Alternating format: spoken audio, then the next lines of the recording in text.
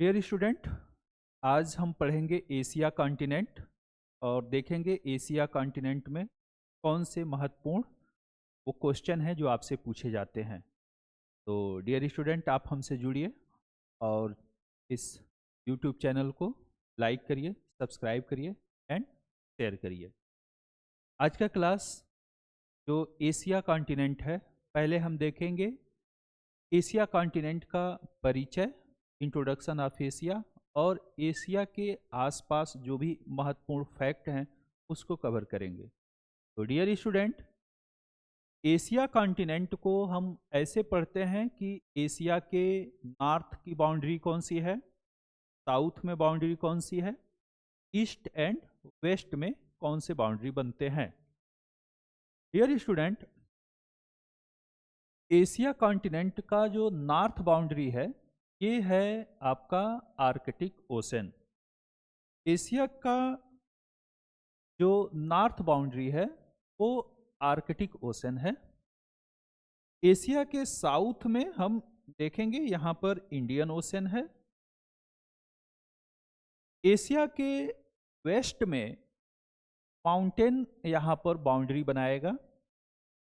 इस माउंटेन का नाम है Ural mountain, Ural MTS, boundary between Europe and Asia. Second जो बाउंड्री बनता है यूरोप एंड एशिया के बीच में, वो यहाँ पर तुर्की का बाउंड्री है। तुर्किया एशिया में भी है और यूरोप में भी है। और उसके बाद एशिया का बाउंड्री यहाँ पर रेड सी बनाता है। रेड सी अफ्रीका और एशिया के बीच में है, इसलिए रेड सी के ईस्ट में एशिया और रेड सी के वेस्ट में अफ्रीका। एशिया के साउथ में इंडियन ओशन। एशिया के ईस्ट में देखेंगे तो यहां पर पैसिफिक ओशन है।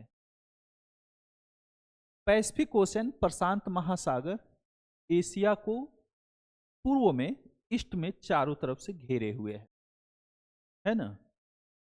इस तरह डियर स्टूडेंट, हम देखते हैं कि एशिया कॉन्टिनेंट का जब हम इंट्रोडक्शन पढ़ते हैं, एशिया कॉन्टिनेंट को हम देखते हैं, तो डियर स्टूडेंट, एशिया का नॉर्थ बाउंड्री है आर्कटिक ओशन, एशिया का साउथ बाउंड्री है इंडियन ओशन, एशिया का वेस्ट बाउंड्री है यहाँ पर Ural mountain. Ural mountain Asia को यूरोप से अलग करता है। फिर यहाँ पर तुर्की के पास एक बाउंड्री बनता है जहाँ पर यूरोप और एशिया एक दूसरे से अलग होते हैं। एशिया के वेस्ट में अफ्रीका है और अफ्रीका और एशिया के बीच में रेड सी बाउंड्री बनाए। साउथ में इंडियन ओशन और एशिया के ईस्ट में पैसिफिक ओशन है। इस तरह डियर स्टूडेंट, ये एशिया कॉन्टिनेंट विश्व का सबसे बड़ा कॉन्टिनेंट है बाई एरिया। एरिया के अकॉर्डिंग विश्व का सबसे बड़ा कॉन्टिनेंट एशिया हो जाएगा और इसमें लगभग 50+ देश हैं, 50 से ज़्यादा देश हैं। और ओवरऑल देखें तो विश्व की जो अधिकतम पॉपुलेशन वाली जो कंट्रीज हैं, जो सबसे ज़्यादा पॉपुलेशन वाले देश हैं, वो भी एशिया कॉन्टिनेंट के ही पार्ट हैं, जैसे चाइना, इंडिया, पाकिस्तान। तो हम देखते हैं कि एशिया कॉन्टिनेंट पॉपुलेशन के अकॉर्डिंग भी सबसे अधिक जनसंख्या वाला कॉन्टिनेंट है और बाई एरिया सबसे बड़ा महाद्वीप है।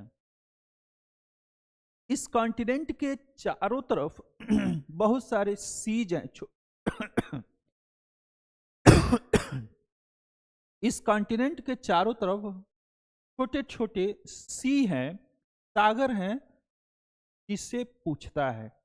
जैसे देखेंगे यहाँ पर एक सागर है, इसका नाम है ब्लैक सी। ये जो पार्ट है ये ब्लैक सी एशिया और यूरोप के मध्य में है।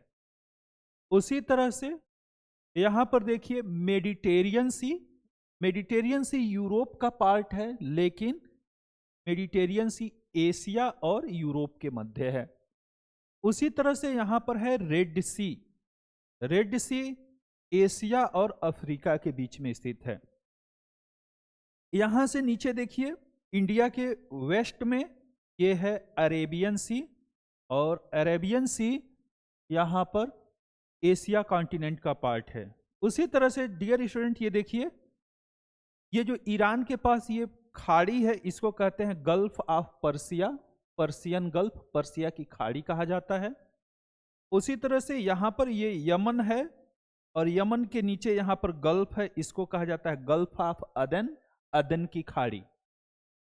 डियर स्टूडेंट यहां देखिए ये है बे ऑफ बंगाल, बंगाल की खाड़ी, और ये है इंडियन ओशन। यहीं पर ये इंडोनेशिया है, और इंडोनेशिया के ऊपर ये देखिए यहां पर अंडमान सी लिखा हुआ है, अंडमान सागर।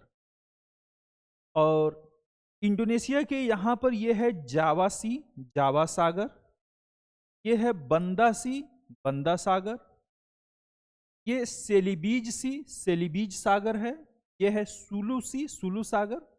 और हमेशा करंट में न्यूज में बना रहता है साउथ चाइना सी, जिस पर डिस्प्यूट है साउथ चाइना सी को लेकर। अमेरिका और चाइना इस पर आपस में भिड़ जाते हैं। वो साउथ चाइना सी यहां पर है, ये है साउथ चाइना सी।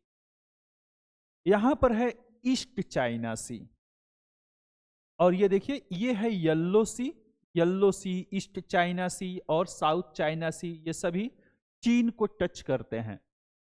यहां पर है ये जापान सी, जापान सागर। यहां पर नॉर्थ कोरिया, साउथ कोरिया और जापान के बीच में है जापान सी।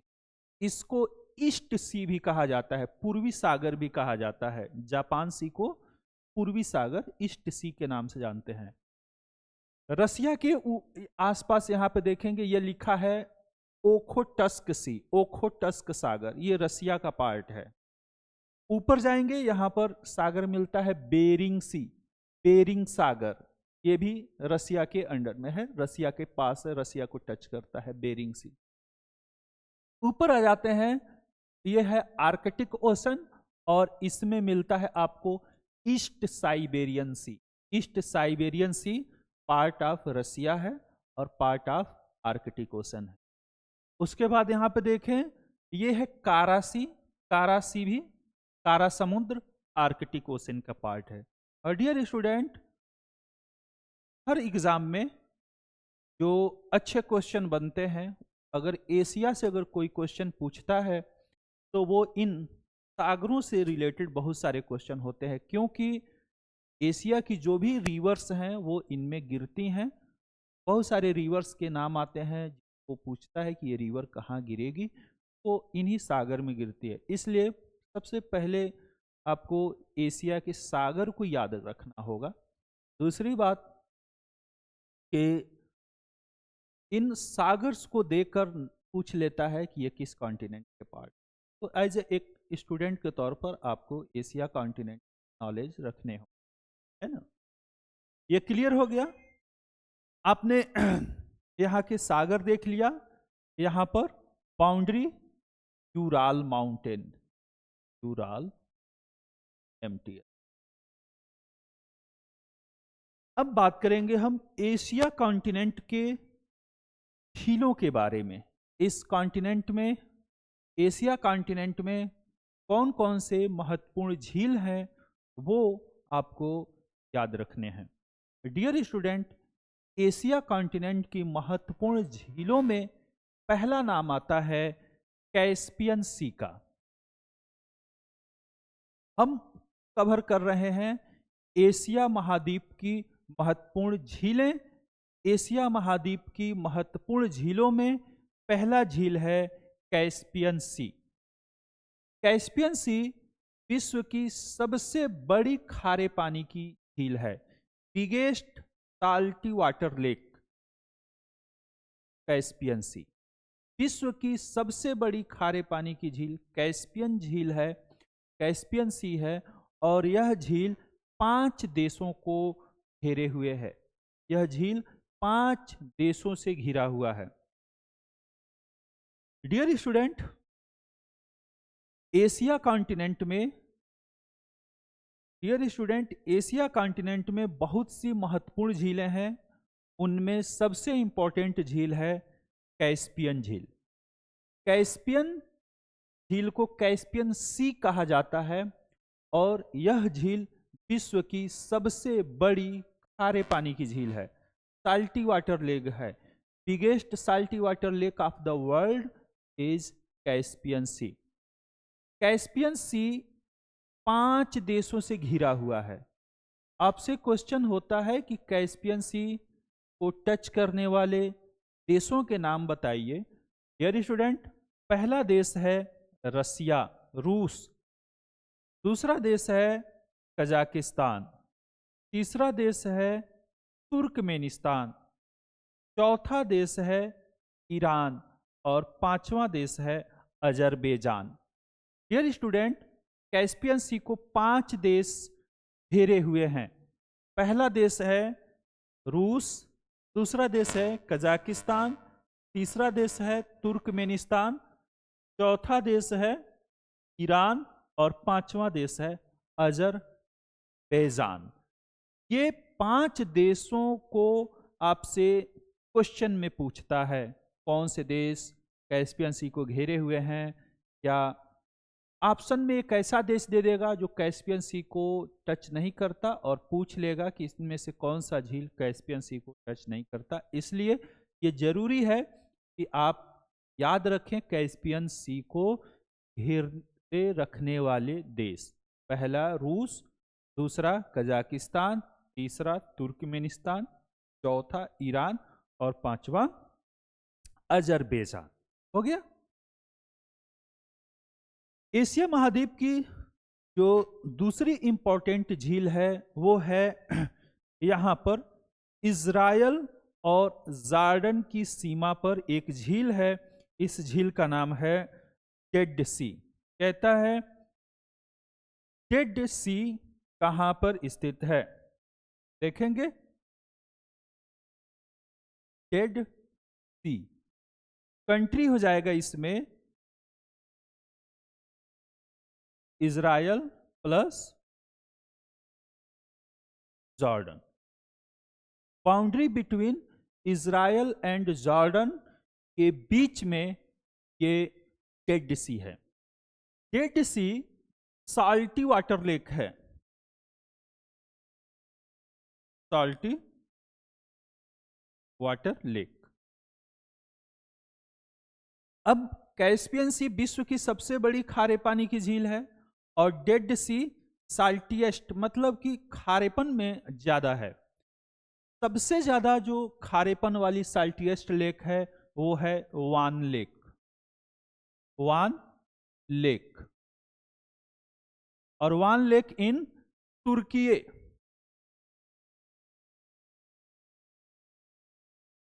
में यह है। ये विश्व की सबसे ज्यादा साल्टीपन यानी कि साल्टीएस्ट लेक ऑफ द वर्ल्ड आप कहेंगे वान लेक, कंट्री इन तुर्की। हिंदी में कहता है विश्व की सबसे ज्यादा खारेपन वाली झील। आंसर होता है वान लेक, कंट्री तुर्की। दूसरी सबसे ज्यादा खारेपन वाली झील साल्टीएस्ट लेक तो होगा Dead Sea, Israel and Jordan की सीमा पर। हो गया।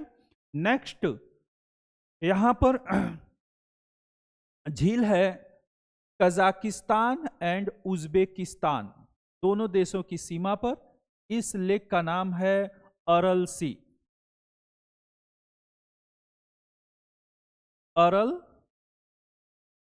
अरल सी ये झील है और ये आता है कजाकिस्तान और उज्बेकिस्तान की बाउंड्री पर। नेक्स्ट झील है बालखस लेक। बालखस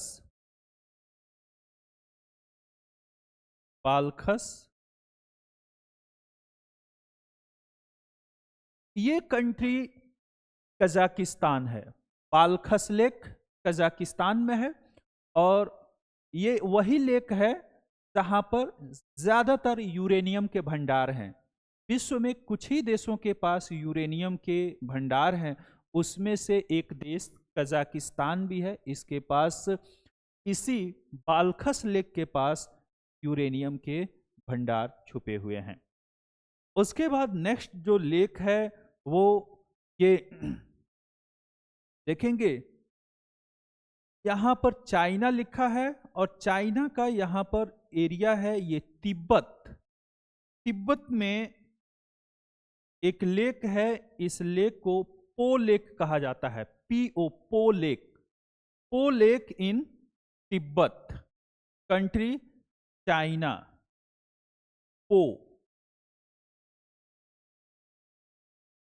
कहता है पो लेक, पो झील, कंट्री हो जाएगा चाइना, क्योंकि अब तिब्बत पे चाइना का अधिकार हो गया है। और ये पो लेक विश्व की सबसे ऊंचाई पर स्थित झील है, हाईएस्ट लेक ऑफ वर्ल्ड, पो lake in Tibet China. Tibet के प्लेटू पर यह स्थित है। उसी तरह नेक्स्ट लेक अगर पूछता है एशिया का, तो एशिया में नेक्स्ट लेक है यहां पर, ये देखेंगे, ये कंट्री है रूस, और रूस में ये लेक है lake Baikal, lake Baikal.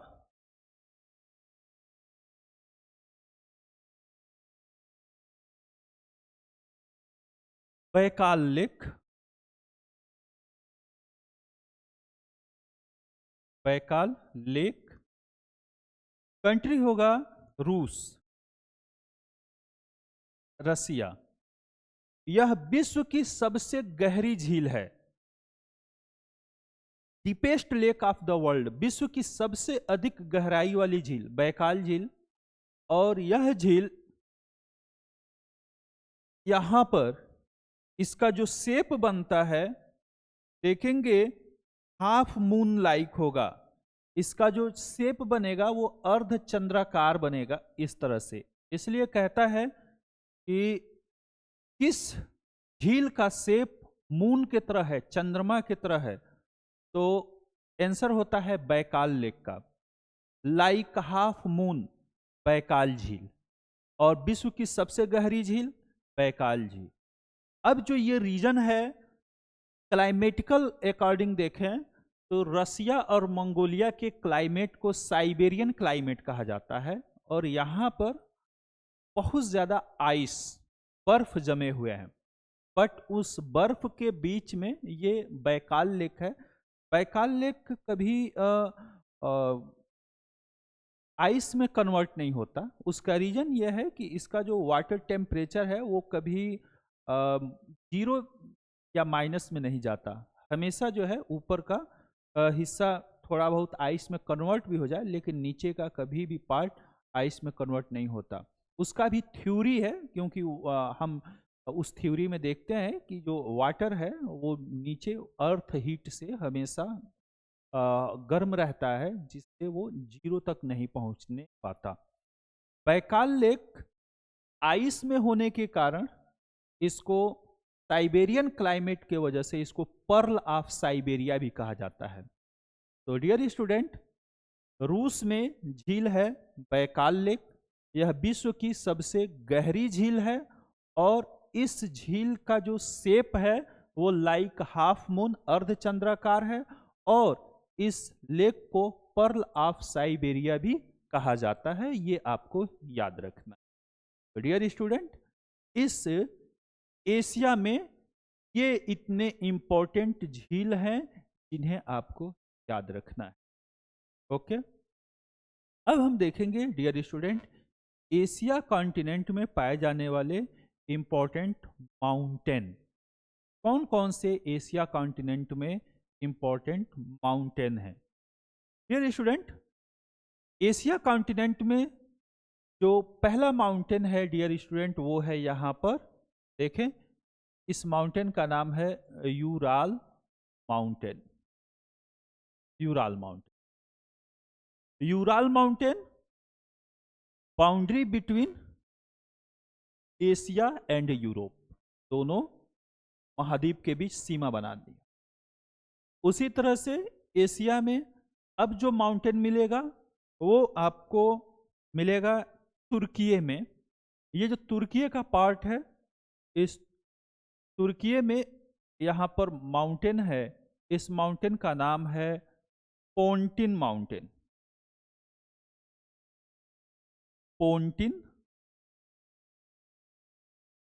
पोंटिन MTS. इसी तुर्की में यहाँ पर नीचे एक माउंटेन है, इसका नाम है टॉरस एमटीएस। तो पोंटिन और टॉरस एमटीएस इन तुर्की में 2 माउंटेन हो गए। उसके बाद है यहाँ पर सऊदी अरेबिया। सऊदी अरेबिया में माउंटेन पूछता है कि यहाँ पर कौन सा माउंटेन है, तो डियर स्टूडेंट ये ऐसे यहाँ पर फैला हुआ है। इस माउंटेन का नाम है Asir mountain, Asir MTS in Saudi Arabia, है ना। नेक्स्ट माउंटेन यहाँ पे ये ईरान है, और ईरान में 2 माउंटेन इस सीक्वेंस में ऐसे फैले हुए हैं इस तरह से। एक का नाम है एलब्रूज माउंटेन,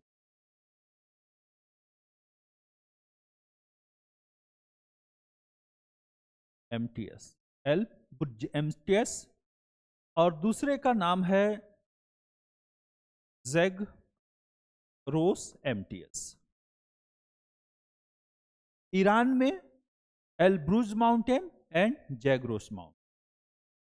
उसी तरह यहाँ पे अफगानिस्तान में है, अफगानिस्तान में माउंटेन है, ये जो पोर्शन देख रहे हैं अफगानिस्तान, यहाँ पर माउंटेन है Hindu Kush MTS, Hindu Kush MTS.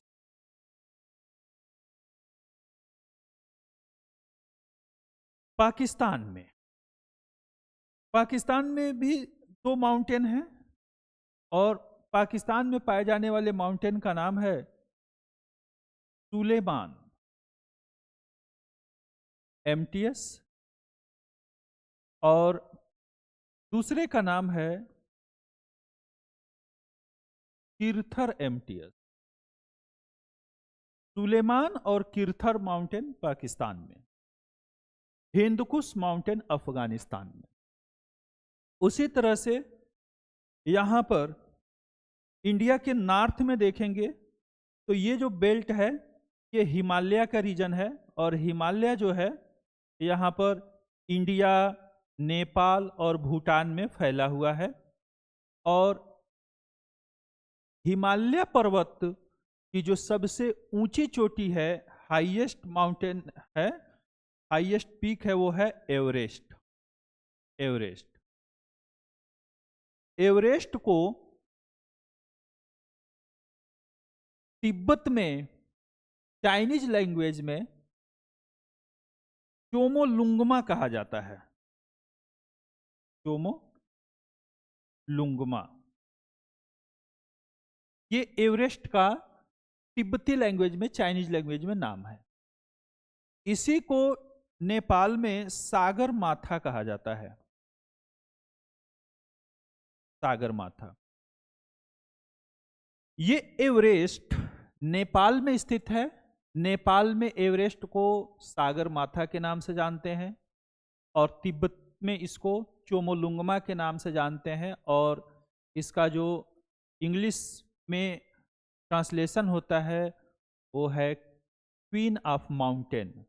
Everest को क्वीन ऑफ माउंटेन के नाम से भी जाना जाता है। इस तरह से एवरेस्ट विश्व की सबसे हाईएस्ट पीक है, और यह नेपाल में स्थित है। और इस पीक के जो लोकेशन हम फाइंड करेंगे तो ये चाइना, तिब्बत और नेपाल के बाउंड्री पर स्थित है। इस तरह से अब कहता है कि इंडिया में पाए जाने वाले माउंटेन, तो इंडिया में हम इंडिया का माउंटेन अलग से पढ़ेंगे, लेकिन यहाँ पर कुछ इंपॉर्टेंट चीज़ें हैं। जैसे हाईएस्ट पीक ऑफ इंडिया पूछे तो आंसर होता है K2, और यह है K2 हाईएस्ट पीक, और माउंटेन है काराकोरम।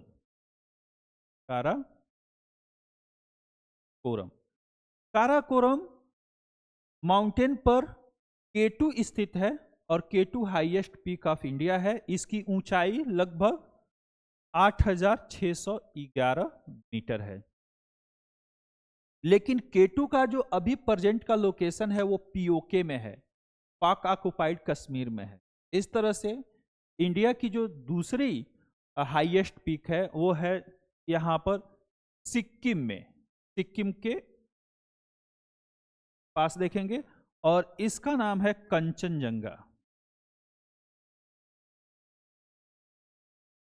कंचनजंगा, और इसकी हाइट है लगभग 8596 मीटर। तो highest peak of India Kanchenjunga. यहां पर 2 फैक्ट हो गए।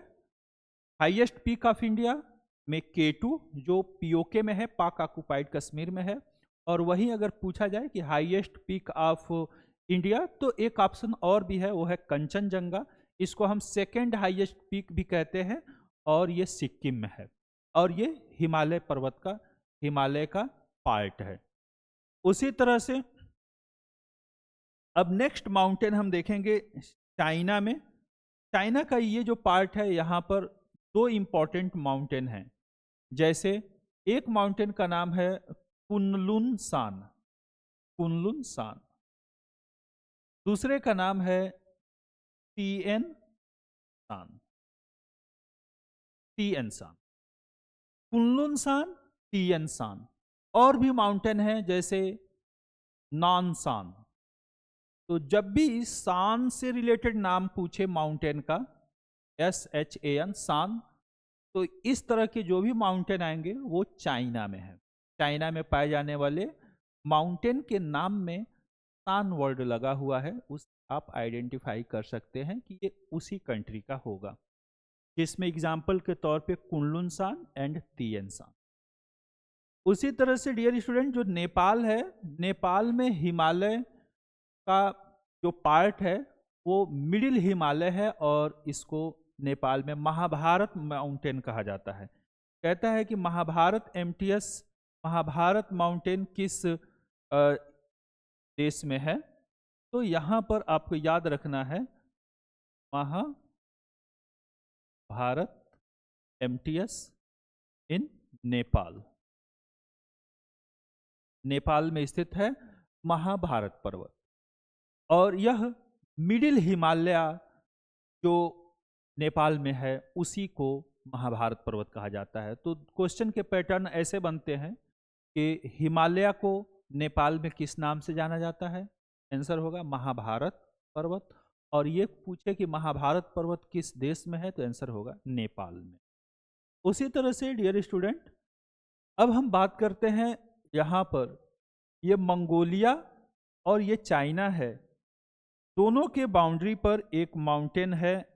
इस माउंटेन का नाम है अल्ताई, अल्ताई MTS।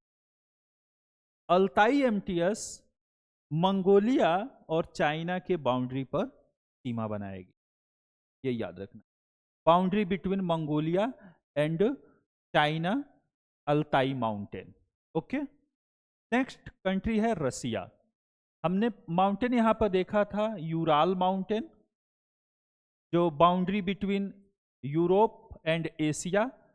लेकिन अब यहां पर एक माउंटेन है, आपको मिलेगा Kolyma, Kolyma MTS। Kolyma mountain पूछे तो कंट्री होगा रूस, रसिया। कहता है कि कोलिमा माउंटेन किस देश में है, आंसर करेंगे रसिया। वैसे ही और भी यहाँ पर माउंटेन है, जैसे कोलिमा के बाद यहाँ पर है बरखोयांस्क। बरखोयांस्क यहाँ पे टुंड्रा प्रदेश और बरखोयांस्क का कॉन्सेप्ट आप जानते हैं। उसी का नाम है यहाँ पर एक माउंटेन बर्खोयांस्क जो रसिया में है। डियर स्टूडेंट, इस तरह से इस रीजन के इंपॉर्टेंट माउंटेन हैं जिन्हें आपको याद रखना है। ओके, अब बात करेंगे डियर स्टूडेंट एशिया कॉन्टिनेंट में पाई जाने वाली महत्वपूर्ण नदियों के बारे में। एशिया में कौन कौन सी महत्वपूर्ण नदियां बहती हैं वो देखने जा रहे हैं। डियर स्टूडेंट, एशिया कॉन्टिनेंट में बहने वाली जो महत्वपूर्ण नदियां हैं उनमें हम यहाँ पर देखेंगे इस पार्ट से। तो पहली जो एशिया कॉन्टिनेंट में इंपॉर्टेंट नदी है वो यहाँ पे इस लोकेशन से निकलकर ये इंडिया पाकिस्तान होते हुए आकर गिरती है अरेबियन सी में। इस रिवर का नाम है Indus river. Indus river Asia continent की महत्वपूर्ण नदी है। दूसरी एशिया कॉन्टिनेंट में बहने वाली नदी है इसी तिब्बत में, ये जो लेक है इस लेक का नाम है मानसरोवर लेक। मानसरोवर से 3 नदियां निकलती हैं। पहली नदी है इंडस रिवर जिसको सिंधु नदी कहते हैं। दूसरी नदी है यहीं पे ब्रह्मपुत्रा नदी, और ये भी तिब्बत होते हुए इंडिया और बांग्लादेश में बहते हुए ये आकर बे ऑफ बंगाल में गिरती है। इंडिया से बहने वाली ब्रह्मपुत्रा नदी ये भारत की सबसे बड़ी नदी है। उसी तरह से इस मानसरोवर लेक से तीसरी नदी निकलती है। इस नदी का नाम है यहाँ पर सतलज नदी, और सतलज नदी भी मानसरोवर से निकलकर इंडिया में बहते हुए जाकर यह नदी सिंधु नदी में मिल जाएगी। तो ओवरऑल ये इंडिया के आसपास पाई जाने वाली 3 महत्वपूर्ण नदियां जो मानसरोवर झील से निकलती हैं। इसी तरह से जो एशिया की महत्वपूर्ण नदी है वो यहाँ से तिब्बत के पठार से निकलकर ऐसे साउथ ईस्ट में बहते हुए ये नदी आकर इस पार्ट में गिर जाती है जिसको हम यहाँ पर दिखा रहे हैं। साउथ चाइना सी का पार्ट है और इसमें गिरने वाली इस नदी का नाम है मेकांग नदी, Mekong river. Mekong river south east Asia की सबसे बड़ी नदी है। ये म्यांमार से लेकर इस पोर्शन के सभी देशों को साउथ ईस्ट एशिया कहा जाता है और कहता है कि साउथ ईस्ट एशिया की सबसे लंबी एवं बड़ी नदी बताइए। आंसर होता है मेकांग रिवर। यह नदी इन देशों से बहते हुए आकर यहाँ पे साउथ चाइना सी के पास में गिर रही है।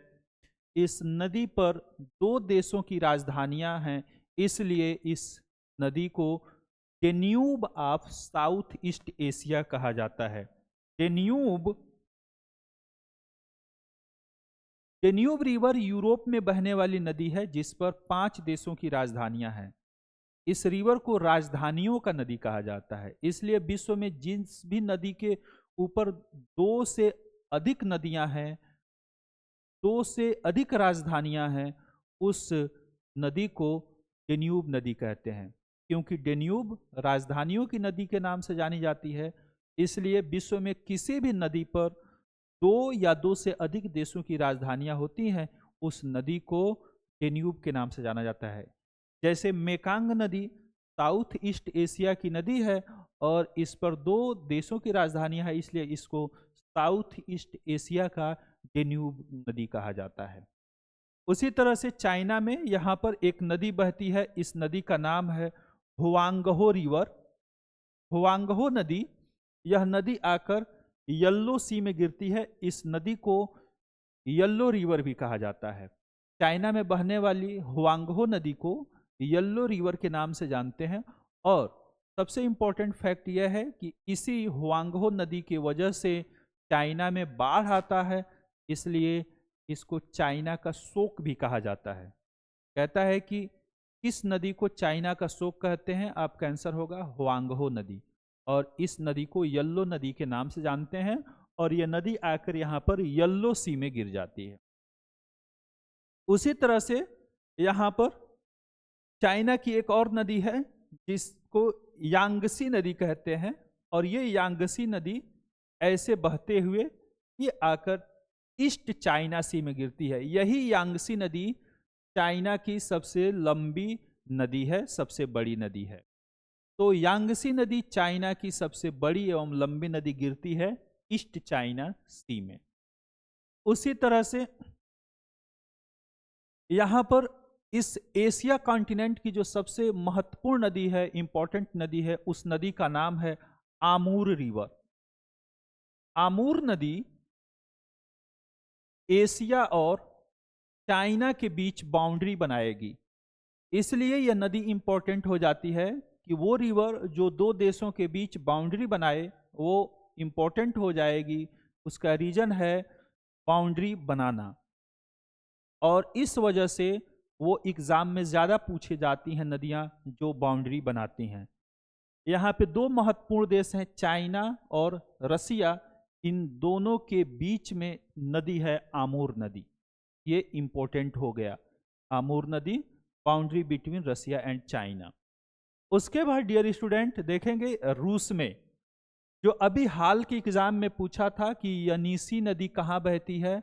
यनीसी नदी यही है, रसिया में बहती है। इसका बहने का डायरेक्शन है साउथ टू नॉर्थ और जाके गिरेगी आर्कटिक ओशन में। तो यनीसी रिवर रसिया, और इसका जो गिरने का जगह है वो है आर्कटिक ओशन। उसी तरह से एक रिवर है यहाँ पर कोलिमा। यहाँ पे कोलिमा माउंटेन लिखा गया है। इसी नाम से एक नदी भी है कोलिमा नदी, और ये रूस में बहते हुए आकर फिर से आर्कटिक ओशन में गिरती है।